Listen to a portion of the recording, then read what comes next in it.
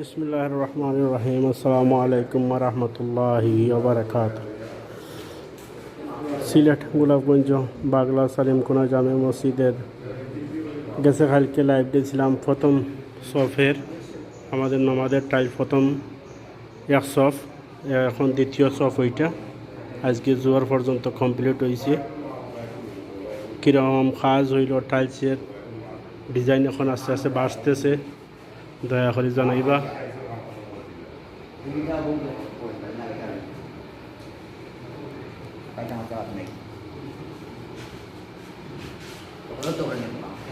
আমাদের